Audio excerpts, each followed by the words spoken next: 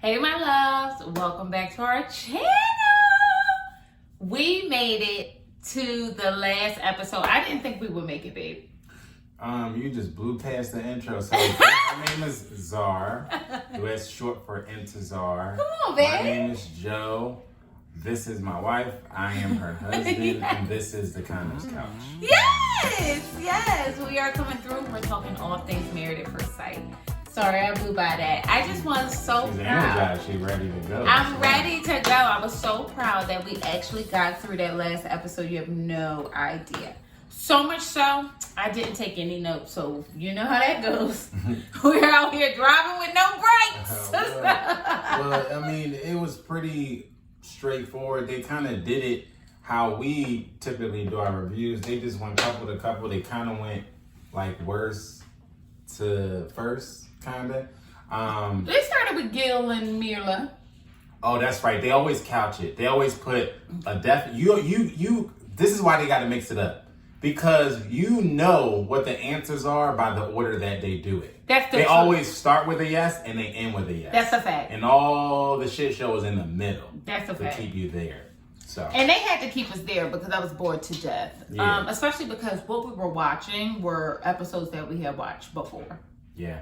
And only they was filling time. They was filling a whole lot of time. And I'm like, really? That's why I'm surprised we made it through, to be honest. Because last episode, I was bored to death. Yeah. Like, I was falling asleep in the middle of the episode. Yes. And I was just like, and nothing changed. We reviewed it, and it was like nothing ever happened. You know what I mean? So, they started with Mirla and Gil. And, obviously they stayed together. Gil talked about how he is not a guy who worries about money, but he does want nice things in life, which is like But this is what we have been talking about for the past couple of weeks. They are trying to drive this wedge between them. They're trying to drive this home because at the end of this whole little incident, or this whole little segment, they both went, "This is the experts." Okay, so you guys might have a difference of opinion on this and that, but at the end of the day, you guys kind of both still want the same thing. Like Mirla even said, well, I think I have a taste for more and I want the finer things in life, and Gil does not. And Gil was like, no, that's not true. He was like, I also do want the finer things in life. It just doesn't bother me when they're not there or something. Like, he said something to that effect. It just made me realize this is, again, inflated, way bigger than it really is. It was a part of their storyline because when they filled their quota on how long they were supposed to be on camera, they just got to like, so are you going to stay married or not? And they both said what we obviously knew was going to be a yes. But you know what though? This is a bigger conversation. I feel like I think that the issue why Gil gets on my goddamn nerves, I have such a love and affection for him, and he annoys me so deeply all at the same time. And it's probably because I have a love and affection for him. I think that he's a good guy, and I think that deep down, he really is bothered by the fact that she makes more money than him, and I think he's bothered by the fact that he can't provide her with the luxuries. So instead of saying, I too want to experience things like this, he says, oh, I don't need none of that. When it's, you understand? And the words mean things. So it's like, to me, you did deprecate her throughout this entire process. Even, I know, maybe that was for drama sake and not necessarily what was really happening. But from our vantage point, you did do that. You know what I mean? And the reality is, of course you would think that's not something that you like, because my thing is, you could be in the space that you are in right now and you may not have the funds to do so, right? And I spoke about this earlier in reviews. But that mindset of just lack, you know what I mean? Because what happens is what you can't afford turns into something that you don't need. Or something that you don't like. Or you don't like. Yeah. It's something that you don't like. And that's what fucking annoys me about him. Because it's like... Which is a defense... not to cut you off. No, you're not. 1,000%, because before I forget, 1,000%, this is a defense mechanism. We talked about this with singles, right? Where we have single friends who, because you're not in a relationship, the relationship that deep down we all know you want, this is people who we know, right? So this is not an assumption on everybody. But most of the time we come in encounter with singles who are like, oh, marriage is not for me. I don't want to be married. When in all actuality, you do want to be married. It's just a defense mechanism because you're not married. You tell yourself, this is something that I don't want, right? It's a coping mechanism. Yeah. Right. Don't get me started on that bush. But yeah. So like it shows up in different areas, and this is one that could be showing up for good. But they have this conversation, and the whole time I'm thinking, like, just get to the point. And then Dr. Viviana sitting up there looking like Bam Bam or somebody was like, I just cannot with the fashions. She had on a leopard 3-tone dress. She was a flamingo. And white shoes. For sure. Yeah. And the problem is that this is so off topic, but Dr. Viviana is a beautiful woman. Mm-hmm. And nicely built, beautiful, and just can't get right all at the same time. Yeah. She is the definition of just take one thing off. Just take 3 for her. You know what I mean? You gotta have her. She need to go to extra. Dial it back, sis. Yeah. But I can't.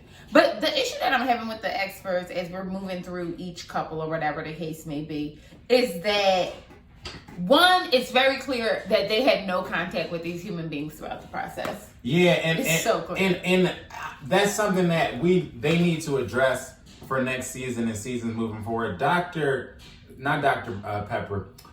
Kyle said something when he was talking to, I think it was Mirla and Gil, where he said, it seemed like you guys came into your marriage bringing in old habits from your single lives, right?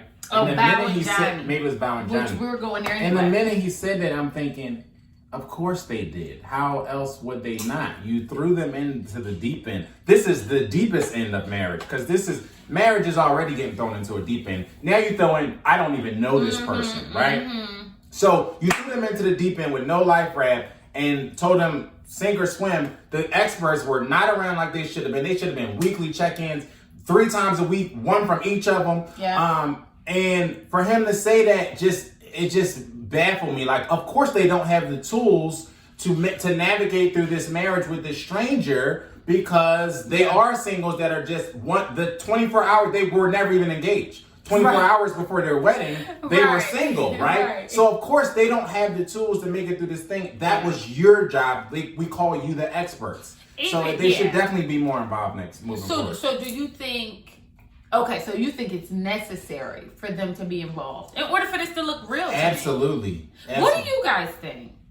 Do you guys think that it should be a thing where, did this get blurry or is it my eyes? Two shots. Oh my God, that's so bad. Y'all, I don't have on any contacts or glasses right now because I was getting a glare. Oh my God, whatever. But do you guys think that the experts should be more involved? I feel like they're doing us as the viewers a disservice, and us as people who love. Like, I love to watch people ascend in love. And I think I love it because, one, I know how hard it is to find your companion, and or how easy it is to find your companion, right?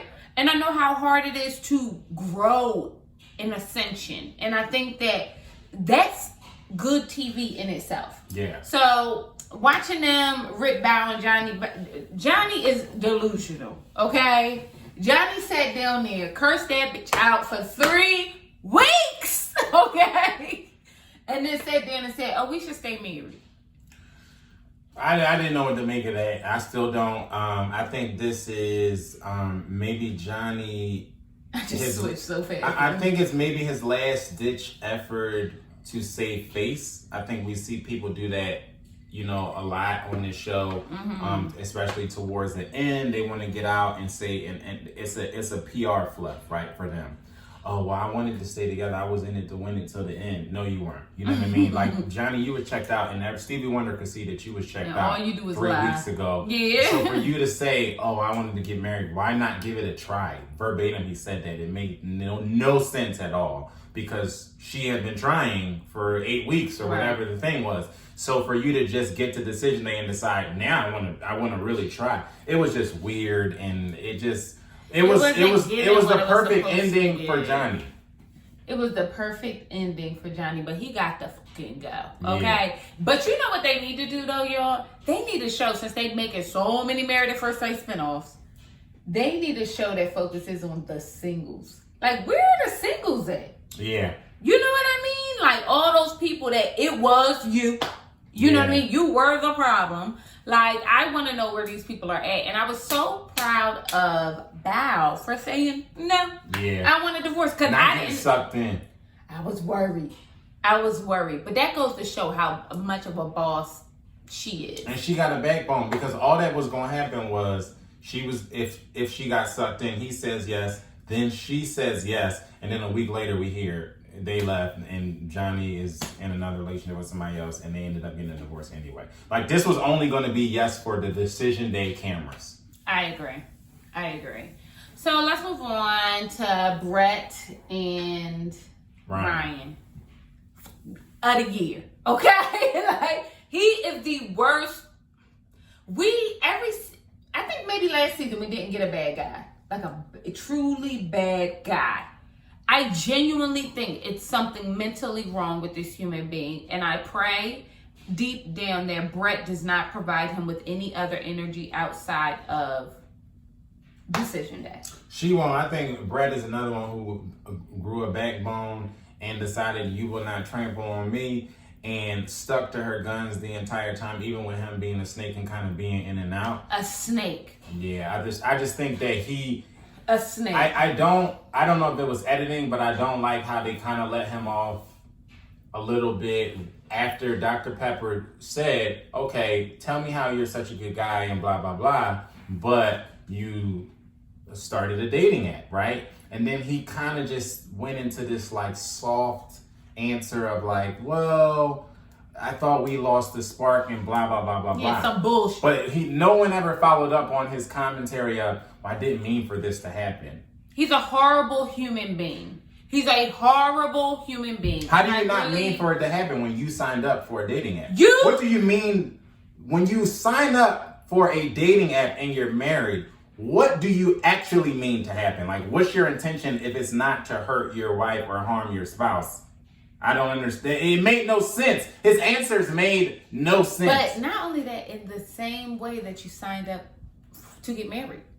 Right. Like, you signed up for that. That didn't just happen to you. Yeah. You know what I mean? But that's, and I mean this respectfully. I know we got, brothers from all mothers here, but the privilege of it all. Imagine the hubris to go through life and think that things are happening to you. Yeah. Despite the fact that you made a decision to be a part of these things. It is really cognitive dissonance. Yeah. And it's just, I just find him to be so abhorrent. And I find him to be that way because he wasn't with a Michaela. Right. Brett would have definitely heard what he said, internalized it. Cool. You know what I mean? She already gives the vibe that, like, if you don't want it, you ain't gotta have it kind of thing. Why would you drag that out? You have no I don't know. I just think he's a really horrible person. And I have one more thing I really want to speak to that has nothing to do with anything. Why did it bother me that he called Pastor Cow? Why did that bother me? Yeah. I think those like professional titles, pastor, doctor, esquire, things like that. I think that is so, people work so hard for those titles. You know what I mean? Like, I know a woman that I work with and she's getting her PhD. Her and I were chatting about it. And I said, I'm going to be calling you Dr. Stacy after this. Like, you know what I mean? Because you should put respect on people's motherfucking name. And I just thought that was such a privileged Republican thing to do. It was. I always say it on the podcast. We respect the resume, right? So that goes to whatever it is that your title is. I'm gonna call you by your title. We got into a little back and forth debate about primetime. Yep. Deion Sanders is now a coach at some HBCU. I don't remember the name of the school, but he told the guy in the media, "You call me coach because that's my title." And I said on the podcast, like, I don't understand why this is a debate in any forum, because if you walk into a doctor's office and he's a doctor, he would expect you to call him doctor, right? So if I tell you, call me by my title, which is rightfully owned, earned. It shouldn't be anything that I need to go back and forth to my mind about. Well, you're not. But when the guy asked to be called Caitlyn Jenner, y'all was tripping over yourselves to do so. That's a whole nother conversation for another day. And I mean that, and I don't mean that in a way that I'm saying that if you identify a certain way, if you say that this is who I am, I've worked hard for this, whatever the case may be, you should be extended that same respect. Right. That's all I'm saying. I thought it was very telling about his smug ass person. I wish I could see. Oh, do y'all remember Shame, the movie Shame, with Jada Pinkett in it? If you don't remember this, my husband, man. Let me tell you something. I've watched Shame about 57 times since I've been hanging out with my younger sister, whatever the case may be. There's this scene in Shame where Jada Pinkett sees the guy on Rodeo Drive from the goddamn from the soap opera, and she woke up to him and punched that motherfucker in the face. That's what I want to do to Ryan. Oh. I better not see him in the streets, okay? Brett, I'm going to give him one from me and you. I just better not see him in the streets. He just irks my soul. Yeah. He just irks my soul. So, I had to get that off my chest. Sorry, y'all. Let's go on to the shit show that is Michaela and... This was another weird thing. This was very much so Johnny and Bao-esque. Yeah. But the only difference here is they both Zach, weird. They both are weird. Zach kind of set us up for this. He had been saying for the past couple weeks. He was too true to it. He was way too true to it. he had been saying for the past couple weeks, you know what? I wanna say no on decision day, but we can talk after. I want us to start new. We can, shed this whole thing, but then let's keep going after. Let's see what happens after. He was like saying these things, and I don't think any of us expected him to actually get to decision day and say, yeah, I want to say no, especially after Michaela said yes. I want to say no, but I want us to still. He started his statement off with, I think this is the beginning for us. And that kind of like, but you know what? That's evil, because he knew she would be like. I don't know. I don't get it. I really don't understand what.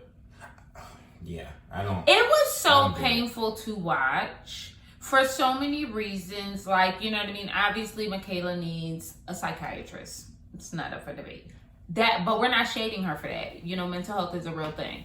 But I think that in conjunction with that, there is something going on with Zach that ain't all the way there. Well, you know what I think he wanted to do? Be the good guy? Yes. I think it was more of like we were talking about with Zach. It was a PR thing, right? Because we all know you want nothing more to do with Michaela. Like, right. Period. And we don't really even blame you for that. You just botched the execution. No one would, if Zach just came out and said, you know what, we tried, this didn't work, I want to get a divorce, no one would drag Zach for that. I don't think anyone would, right? It was the weirdness, the back and forth. That's what it was. So I don't know.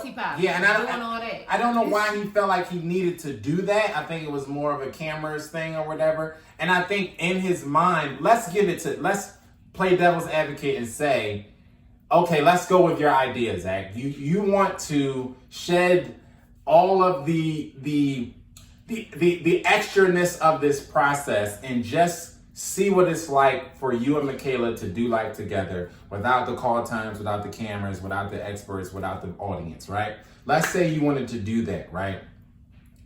There was a way to go about delivering that without doing this whole thing of, this is the beginning, I see a future with us, blah, blah, blah, and then no, I want to get a divorce. And if you have any knowledge of divorce, you know that shit not gonna happen. You're not gonna sit down at the table, sign it, and it's gonna be just done. Right.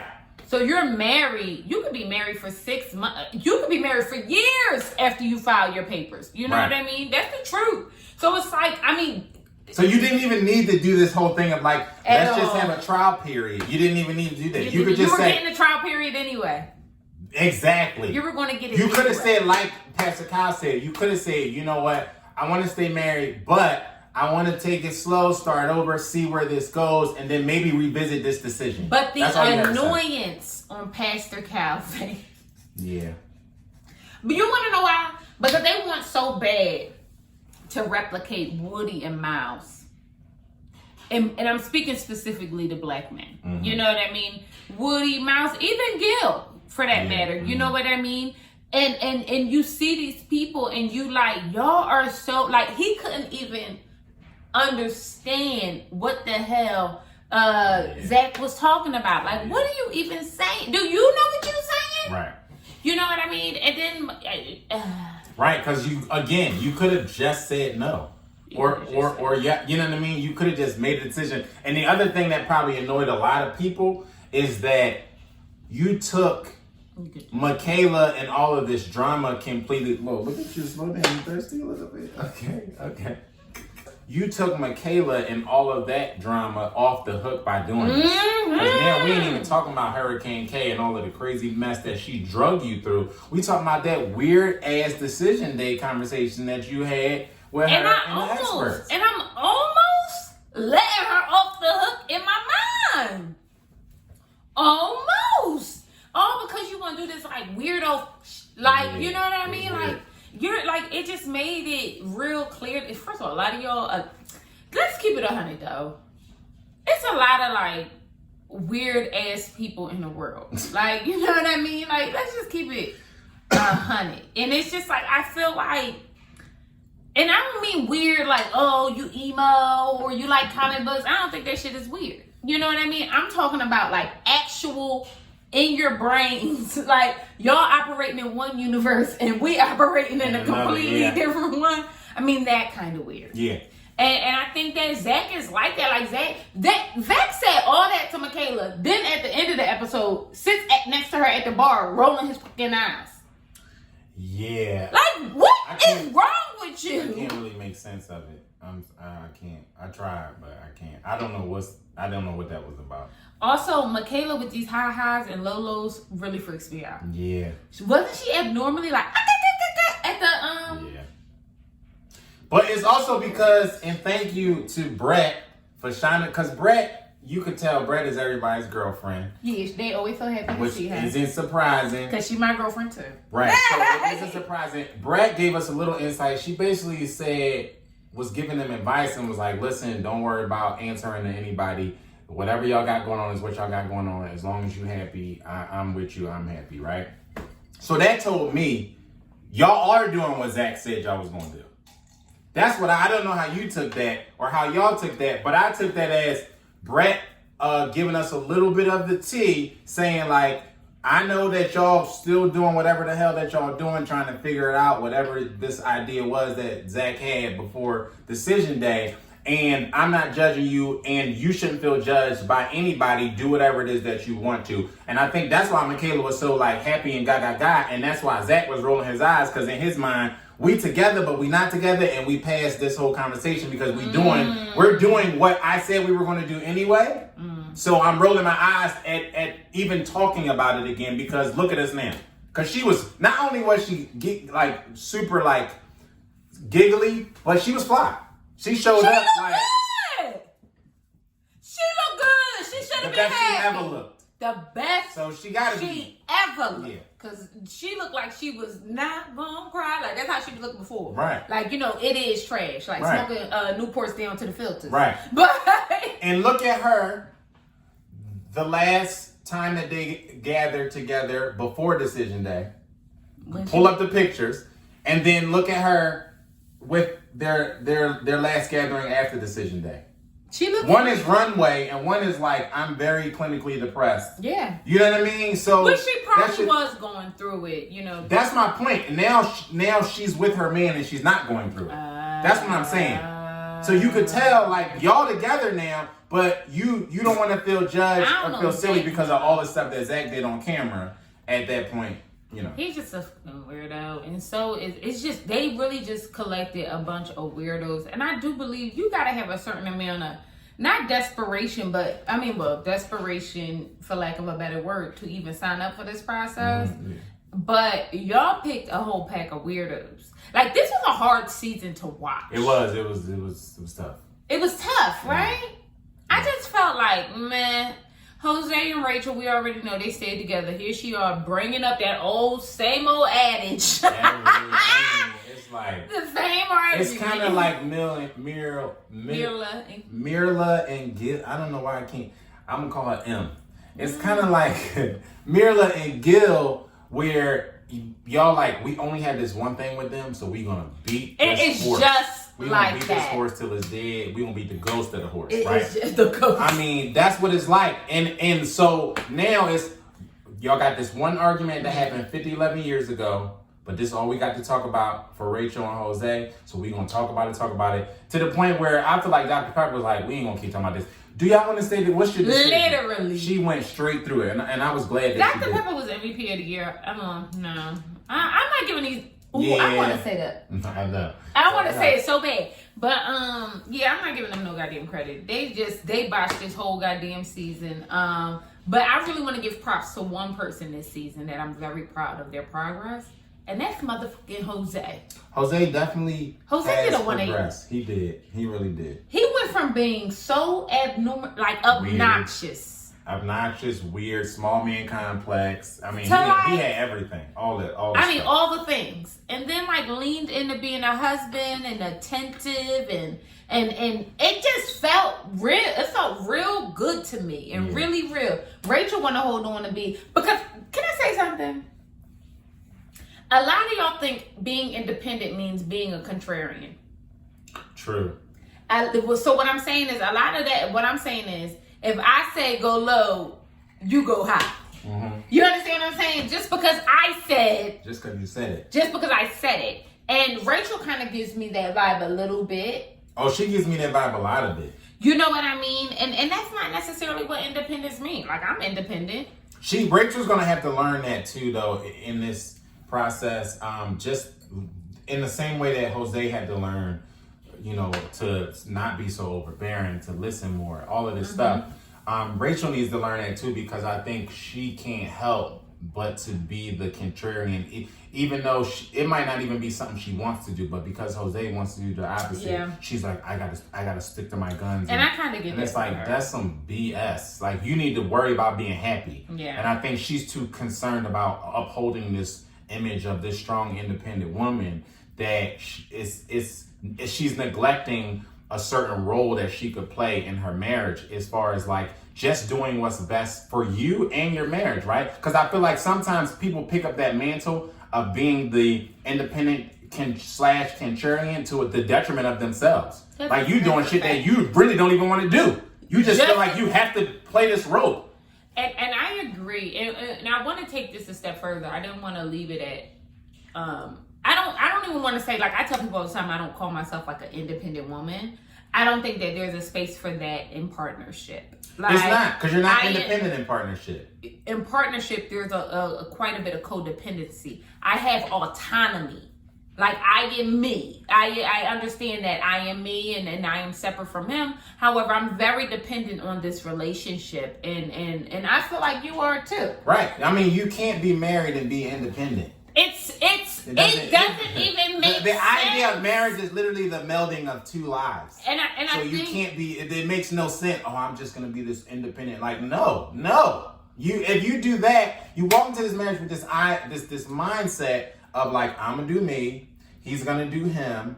Very Will and Jada-esque, which is something that he said. Don't get me started. We're not going to go there. Don't get me started. But this idea that like, you go to the West Wing in the house, I'll be on the East Wing, and that you walk into a marriage like that, guess what? You're bound to drizam. I got it in 30 minutes in this time. I think I missed it the last time, but I did get it in this time. So, but the point is that I wanted, you brought up Will and Jada, man, you did that because now I have so many thoughts. I know. But it's another video. The point is that I think that in an effort to build a good relationship, to build a good business bond, to build a good life with somebody, it requires a certain amount of codependency and vulnerability. And vulnerability, and everything in excess isn't great, right? Sugar in excess, codependency in excess isn't great, right? That becomes a whole different issue. But I think that if it's something that ebbs and flows, then it becomes a really beautiful bond and partnership. And I think a lot of us, especially women, we got into this place where, we don't need a mother jumper no more. And I'm with you, girl, but I need mine. I don't know. But not only that, if you're doing this thing right, It don't feel that way. Not only that, but if you're doing this thing right, there's a natural dependency that builds, right? Like if you look at, for example, Gil was talking the night before decision day and said he couldn't sleep. He couldn't sleep because he had gotten used to sleeping with Mirla, and now he's uncomfortable sleeping without her, right? It wasn't anything that he intended to do. It was just a natural thing of now I'm dependent on her to even fall asleep. Just her energy. Just to fall asleep. You know what I mean? So this idea that like I'm just gonna walk in, I'm gonna be me, you gonna be you, and then we're gonna just maybe meet in the middle at some point. That's BS. And if you're doing it wrong, if that's it, because there's natural dependencies that build in different areas of life. Where I felt Gil when he said that, because I'm the same way. Sometimes I'm on the road, and unless I'm literally, this past tour, we was doing everything ourselves. So unless I'm in a space like that where we literally going 24 hours and we doing everything ourselves, I have a hard time sleeping because I'm not sleeping next to my wife who I'm so used to sleeping next to, right? It's a natural thing. I didn't try to do that. She didn't push anything on me. So it's just something that happens, you know? That's the truth. So, I mean, that's all we got. We ain't got no more. I'm excited for the reunion because I hope it's Jerry Springer style. I want to see some chairs flying, some wigs being pulled. Okay, I want to see all of that. Well, you know what I want to see really in the reunion. I really want to see now some insight into all of these rumors that y'all been, I can't wait. ordering for the past 6 weeks. I mean, these things started in week 2 or 3. Mm-hmm. So I think I want to see some insight. I know they're gonna probably talk about this whole Bow and but I don't think it's true because they would have hinted at it either. in the package. I don't think it's true either, but I think they did put a little snippet in there, which I think they were just giving Twitterverse a little bit of crumbs to feed on, because they put in a clip of Bow saying, "Well, I think me and Zach are great," or some shit like that. You know what I'm saying? Because they read the comments, like they know what's happening. Sometimes the experts is in the comments on Instagram chirping back at people, so they know they've heard the rumors. Michaela has come out and talked about the rumors and stuff like that. So I want some insight into like that stuff, just so we can put this flame out of like, well, so and so is with this person is dating that person, and all of these other rumors. We need to know. The other thing I want to know is, can we get Bow's friend on the reunion? Zar! Can we have a conversation? I need to see her. She got to show yourself. Show yourself. I need to see her, and I need to see what is Ryan's type. I need to see this bitch. Since he's 35 years old and he got a type, and it has always been his type, you know that boy. Ryan's type. Ryan is a country boy, so I think she a blonde. She Taylor Swift. Yeah. Oh God. You know what I mean? I think that's a bad thing being a blonde. I think whatever floats your boat. I think at the end of the day, Ryan's real issue with Brett was he just wasn't attracted to her, and this goes back to what she was too black. How about it? Because let me tell you, I think Brett got some exes that look like me. But listen, I think at the end of the day, we talked about this earlier in the season too, and this has been a theme in different seasons. People confronting this issue of I'm not attracted to the person they matched me with, and trying to figure out how to backpedal through it or how to get out of it, right? Yeah. And get out of it without causing a big PR disaster for themselves. Which is bullshit. But now this is the thing that they think about, like, we had the one guy from the one season who like on camera was a completely different person, and off camera she was like, I don't ever see him. I only see him when we film, right? And my contention was he was doing that to save face. He was doing that because he didn't want to be the bad. He just didn't like her. He just wasn't into her, right? So they also maybe need to figure out like a safe ejection button. Like, all right, you know what?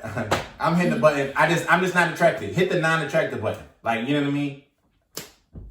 Get these people out. I'm tired of them. I'm so excited for the new cast because these motherfuckers done wore me out. So the new cast is coming next week. This is January. I don't know if y'all saw the commercial, but January is the new season. We gotta watch Ready to Love. Catch up on Ready to Love. We ain't gonna be going back and reviewing all these goddamn episodes. We just gonna hit y'all with the new one tomorrow. Okay. Yeah, we're gonna catch up, and if it's good enough, then we'll say a little bit. Yeah. But we gonna catch up though.